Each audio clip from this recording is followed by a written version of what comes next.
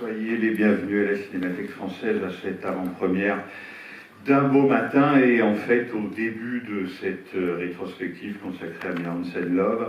Donc soyez les bienvenus, excusez-nous ce petit quart d'heure de retard quasiment théâtral, mais c'était pour faire entrer tout le monde. Donc voilà, je crois que la dernière place de cette salle Henri Langlois a été occupée et c'est une très bonne nouvelle pour une cinéaste en pleine activité, pour changer un peu.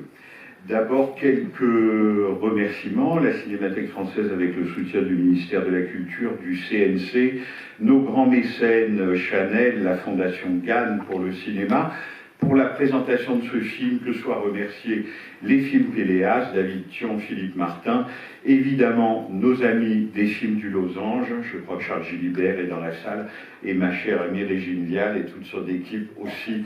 Merci infiniment une fois de plus.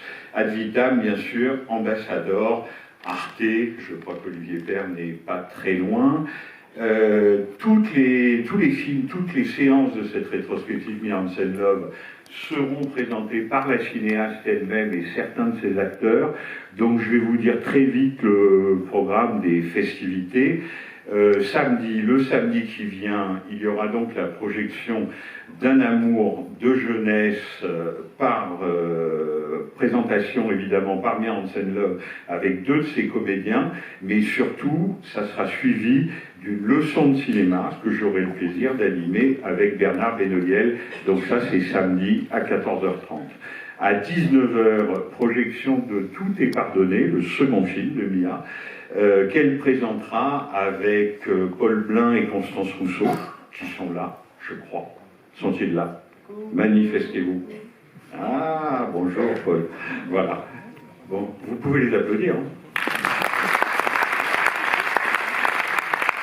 À 21h30, toujours samedi, donc L'Avenir, présenté par Mia Hansen-Løve et Isabelle Huppert, qui nous fera le grand plaisir de venir présenter ce film avec Mia. Et dimanche, à 17h, Eden, là aussi il y aura du monde avec elle. Et enfin, à 20h, non pas enfin pour le dimanche, à 20h, Le père de mes enfants. Et le lundi, à 18h, puis 20h30, Maya et Berkman Island, donc l'avant-dernier film, pour compléter cette rétrospective. Je n'ai pas salué tout le monde, hein, ne m'envoyez pas, mais il y a beaucoup d'amis, de collaborateurs, de comédiens dans la salle, et c'est formidable que vous soyez tous réunis ici. Cette rétrospective, en fait, ça fait 2 ans qu'on veut la faire. On aurait dû la faire au moment de Berkman Island, film évidemment, comme son titre l'indique, aussi consacré au cinéma. Et puis, comme vous le savez, il y a eu une épidémie, et comme Mia travaille vite, et bien entre-temps, elle a fait ce nouveau film, donc son 8e film. Donc au lieu de la recevoir pour le 7e film, on la reçoit pour le 8e. Peut-être que ça tombe encore mieux, parce que si on tenait à cette rétrospective, c'est qu'en fait on est persuadé que c'est la première rétrospective des films de Mia Hansen-Løve à la Cinémathèque. C'est-à-dire que je ne serai pas là pour les faire, mais d'autres les feront à ma place. Je pense qu'à ce train-là, il y aura une 2e rétrospective, une 3e rétrospective.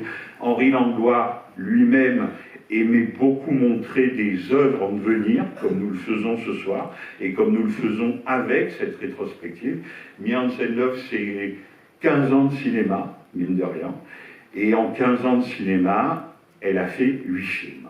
Et donc, c'était le moment, surtout avec celui-là, où elle va très loin dans l'autobiographie, où elle aborde des sujets peut-être encore plus frontalement qu'avant. Ça tombait bien que ça soit avec celui-là qu'on fasse donc cette rétrospective. Et puis, L'Avenir, pour reprendre le titre d'un de ses films, elle va faire encore beaucoup de films et elle nous surprendra encore. Et puis Le Souvenir. Et Le Souvenir, je dois dire que c'est 2007, son premier film, et c'est un souvenir éblouissant.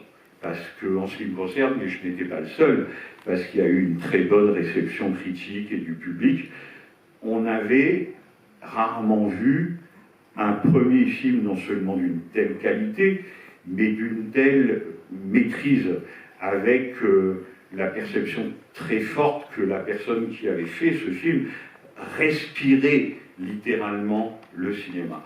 Donc en 2007, c'était Tout est pardonné, donc avec les comédiens, avec Paul Blanc qui est avec nous dans la salle, et c'est vrai que littéralement, on n'en revenait pas.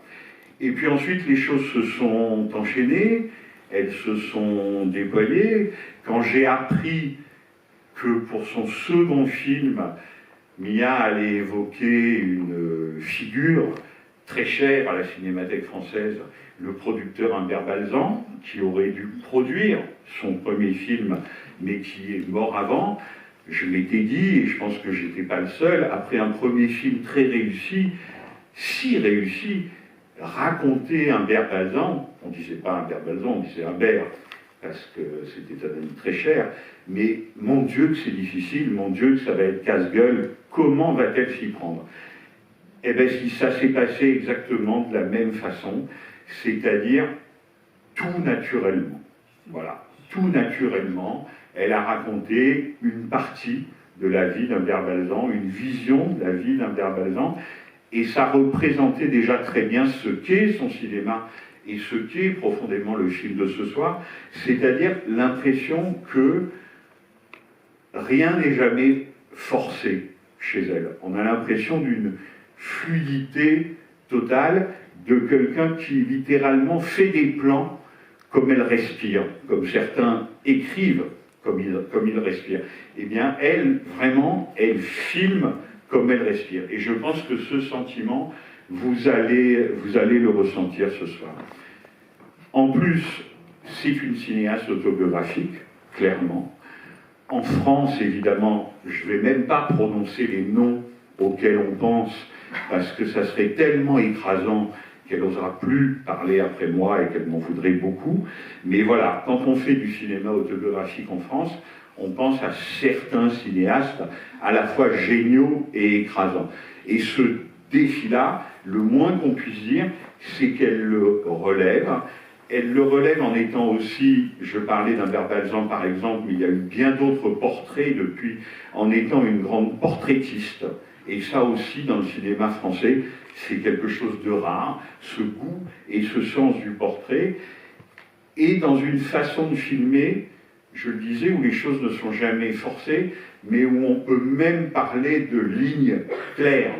C'est-à-dire que ça a toujours l'air de couler de source, et pourtant les choses sont dites, les choses sont traitées, la souffrance dans le film que vous avez ce soir, on la voit et on en parle, et la culpabilité aussi, qui est peut-être le grand thème du film de ce soir, là encore, c'est traité, malgré cette volonté d'avoir cette ligne claire, immédiatement accessible pour n'importe quel spectateur, et en évitant tout pathos. Alors bien sûr, il y a la présence des acteurs, ils sont là ce soir. Quand on travaille avec les films du Losange, quand on prend Melville Poupeau et Pascal Grégory comme comédiens, il y a une autre figure de cinéaste français qui s'impose, c'est bien sûr Éric Rohmer. Et évidemment, avec ce film, on va sentir quelque chose. Et en même temps, et Dieu sait si j'avais Éric Rohmer, c'est pas tout à fait ça. C'est-à-dire que vous allez voir où va Mia Hansen-Løve. Je pense que lui n'y serait pas allé parce qu'il se gardait et se défiait de ce genre de sujet. Elle y va, à la fois frontalement et puis avec cette espèce de grâce habituelle. Donc je parlais de ligne claire, je parlais de fluidité. Peut-être que les choses les plus importantes dans son cinéma depuis le début, c'est la vérité des lieux et la vérité des comédiens. Et je pense que quand on veut être autobiographique et quand on veut être digne de ses souvenirs et transmettre ses souvenirs à un public, la vérité des lieux, c'est-à-dire la vérité de l'inscription géographique, et la vérité des comédiens, c'est-à-dire la vérité de l'incarnation, c'est des choses qui deviennent vraiment très très importantes, pour le coup, dans l'autobiographie. Et ça aussi, elle fait ça mieux que personne, et je crois que ce soir, là encore une fois, le pari sera relevé.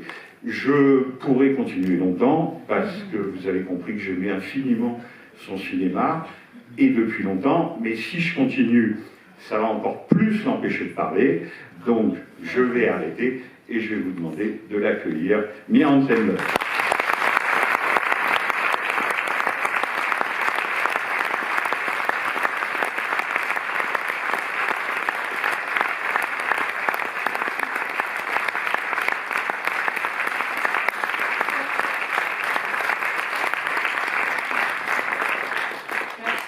Merci. J'ai entendu quand même un petit peu. Merci. Merci d'être ici, si nombreux ce soir. Je suis évidemment extrêmement impressionnée et émue, ça va sans dire. Je vais essayer de... Je ne veux pas trop revenir sur la rétrospective en soi. Je crois que... Pas du film. Voilà. Avant de dire un mot sur le film, je voudrais quand même par contre remercier...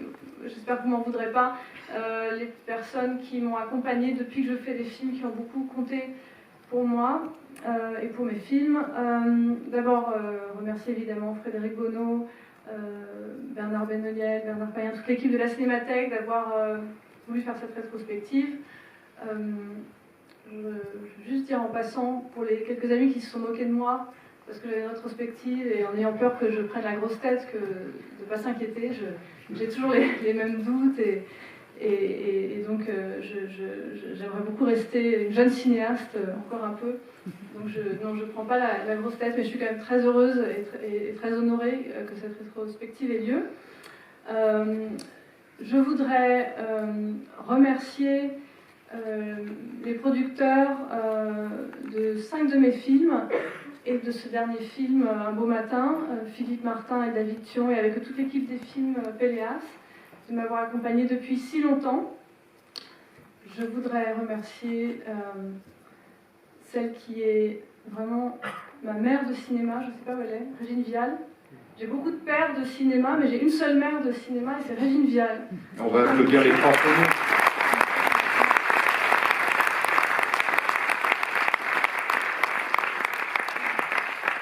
Également remercier Charles Gilibert, un de mes pères de cinéma, donc, et le producteur de 3 de mes films, Eden, L'Avenir et Bergman Island, et qui est aussi avec nous ce soir. Beaucoup d'amis, de collaborateurs très proches, beaucoup de comédiens de mes films sont là ce soir dans la salle, je les en remercie. Je pense à eux, Paul Blin, Constance, Rousseau, Félix de Givry, beaucoup d'autres. M'en voulez pas si je ne cite pas tous vos noms, puisque j'ai un peu le trac quand même.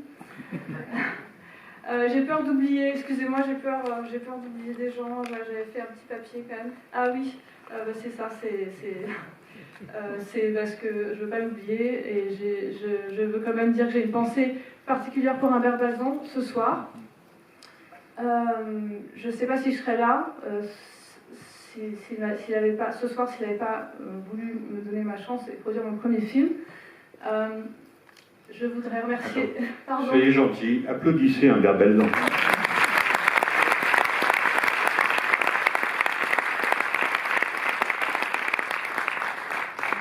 Tant que j'y suis, j'en profite. Raphaël Chevènement, le producteur de mon premier court-métrage.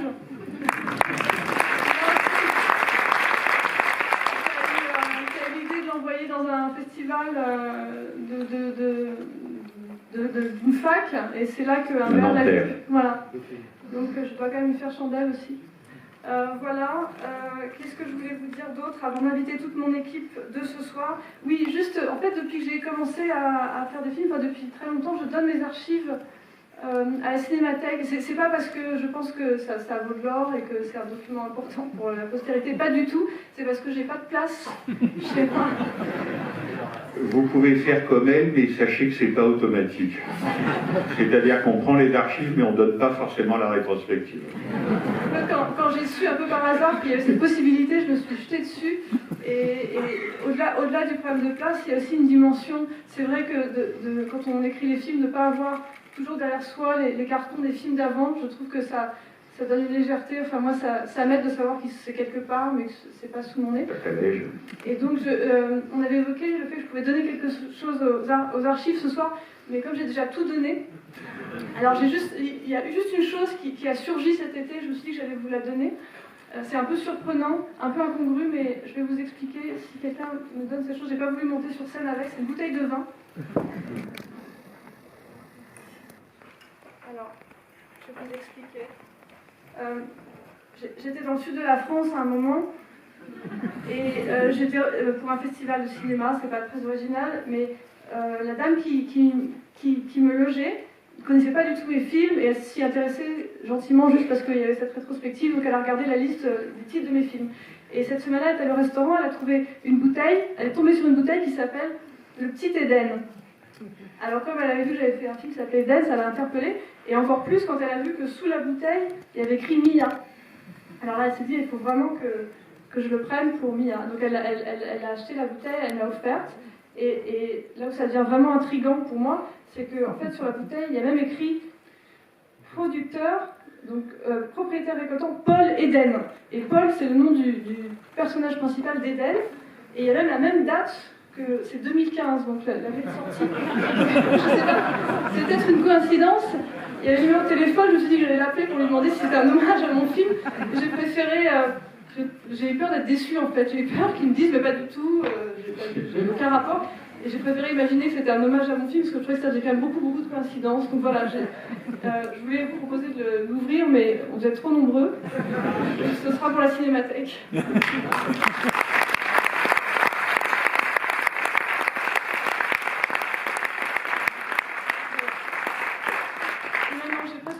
Un beau matin, je ne vais pas en parler trop. J'ai peur d'être trop émue si j'en parle. Juste vous dire que j'ai entendu que tu évoquais Tout est pardonné, ça m'a fait très plaisir. Et je suis aussi très heureuse que ce soit ce film-là, avec ce film-là, que ce soit avec ce film-là, pardon, que j'arrive à la Cinémathèque. Parce que, pour des raisons qui ont sûrement à voir avec le fait, avec l'autobiographie, comme tu disais, mais peut-être aussi avec le fait que c'est un film qui parle, entre autres choses, d'un rapport entre un père et sa fille. Je l'ai toujours associé à Tout est pardonné. J'ai vraiment eu l'impression, en écrivant ce film, de boucler une boucle. Voilà, de revenir aux sources. Enfin, je ne sais pas comment dire. Pour moi, ce film, bien sûr, il a des liens avec tous mes films, mais peut-être il y a un lien encore plus organique avec mon premier film. Voilà. Donc, je suis très heureuse que ce soit pour ce film-là qu'on soit là. Je vais maintenant appeler l'équipe du film. Donc, Philippe Martin, David Thion, les producteurs du film.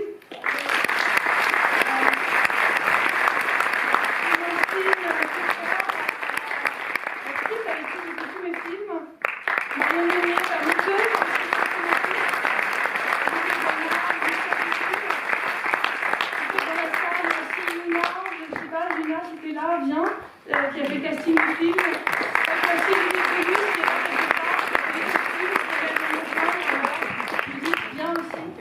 et s'il y en a d'autres que j'ai pas vu passer tout à l'heure, n'hésitez pas à venir. Et maintenant, je vais appeler les comédiens. Pascal Grégory, Melville Poupeau, je leur donne un micro.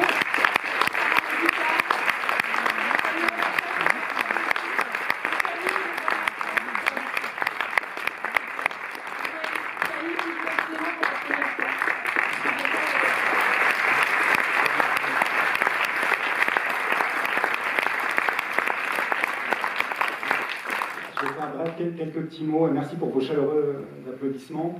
Et c'est vrai que c'est impressionnant de voir une salle aussi remplie. À quelques jours de la sortie, je rappelle que le film sort le 5 octobre. Je voudrais remercier tous les partenaires du film, et il y en a quelques-uns qui sont présents dans la salle. Donc je pense notamment à Olivier Bert d'Arte, qui représente, en fait, par sa cinéphilie, par son goût des auteurs, un partenaire très très important pour l'ensemble des films d'auteurs. Et il est accompagné par toute une équipe absolument formidable, avec Rémi Burat, avec le président d'Arte, Bruno Patino. Donc je voudrais le remercier très très chaleureusement pour ce qu'il a fait en suivant les films de Mia quasiment dès le début. Je voudrais remercier également la région Île-de-France, qui est aussi un partenaire assez régulier et qui soutient par son éclectisme aussi bien le cinéma d'auteur que les films, on va dire films un peu plus de marché, des films un peu plus commerciaux, mais c'est quand même très très appréciable Et ça, on le doit, voilà, et notamment, je crois qu'il y a Anne-Louise Mesadieu, qui est présidente de la commission culture dans la salle, voilà, que j'aperçois là-haut. Et je voulais en profiter pour vous remercier très chaleureusement. Et je sais que le scénario vous a beaucoup touché pour des raisons intimes et personnelles. Voilà. Et un dernier mot pour dire aussi à quel point les films du Losange, Régine, qui en a parlé, mais aussi toute l'équipe, Gustave, Alice, Charles, et plein d'autres sont un partenaire extrêmement fidèle depuis le début, quasiment, du cinéma de Nancy. Voilà, merci beaucoup.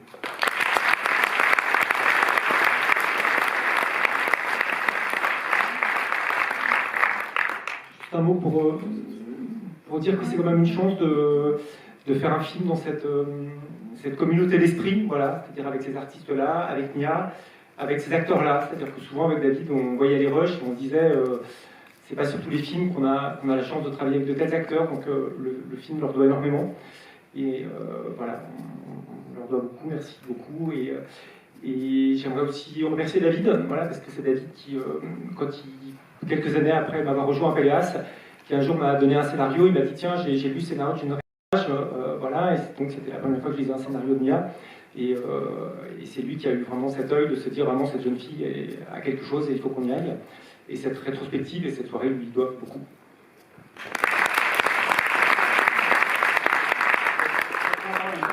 J'ai oublié quelqu'un. Voilà, je voulais remercier Sophie Masse, qui est également dans la salle, pour ses précieux conseils, et elle saura à quoi je fais allusion.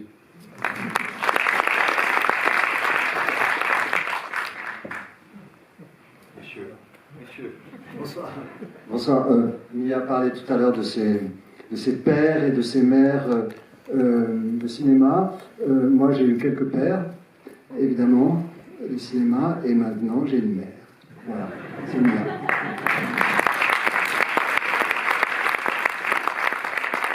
Je suis très heureux de revenir à la Cinémathèque, de te revoir de temps en temps, ça fait plaisir.